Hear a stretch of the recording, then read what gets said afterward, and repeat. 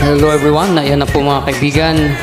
Inihanda na po natin ang mga lumang damit, mga second hand na mga used clothing na atin ipamimigay na naman sa mga liblib na lugar dito sa Kabikulan po mga kaibigan.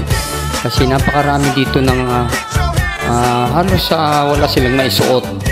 So sa halip na gawin nating basahan o itapon kung magaganda pa naman at pwede pang pakinabangan, magaganda pa itong mga damit na to. So ipamigay natin, i-share natin sa mga kababayan natin na salat sa yaman, walang pambili ng damit. So inihanda ko na po ito at ibabiyahe natin to papuntang Bicol. Na collection ko po to. Maraming salamat lalo na doon sa Rojas family na nag-donate nitong mga damit. Napakarami po. Pamimigay po natin to. Naipon ko po.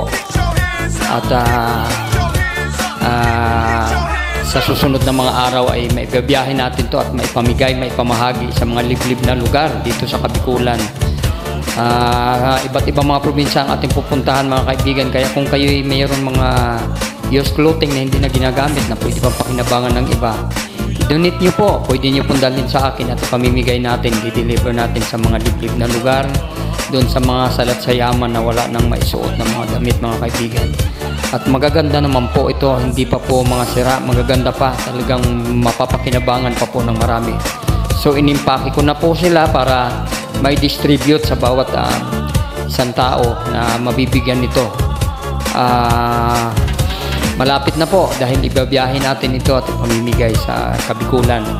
At hindi lang po sa Kabikulan, sa iba pang mga karatig na lugar ay pupuntahan natin at mag-iipon po tayo. At the same time, mga bata tinutulungan din natin kahit paano, inaabutan natin ng mga pambaon nila sa school. Kahit na maliliit na halaga, 100, 50, 20, tuwan-tuwa na po sila. Mga batang nag-aaral kasi kawawa naman po dahil wala silang mga pambili ng kahit man lang lapis, ballpen o papel o Crayola. So 100 ay malaking bagay sa kanila, 50 malaking bagay, 20 malaking bagay. Kaya nakakatuwa po makatulong sa ating mga kababayan na mga naghihikaos. We need to reach out one another and help one another dahil ito po ang nais ng ating Panginoon, ang magtulungan, ang magdamayan sa oras ng pangangailangan. Huwag po natin suluhin kung meron man tayong mga blessings. If you have more than enough, why don't you share it to others? So ito po ang aking first vlog na puro pagdodonate, puro pagbibigay ng tulong kapwa. Titulo nitong aking vlog. Please don't forget to subscribe, like, and share. At damayan po natin ito sa mga mahihirap na mga lugar, mga pamilya na wala nang maisuot, walang makain, walang pambaon mga bata sa eskwela. Tutulungan po natin sigon sa ating abot na makakaya. So maraming salamat po doon sa mga nag-donate nito. Thank you and God bless.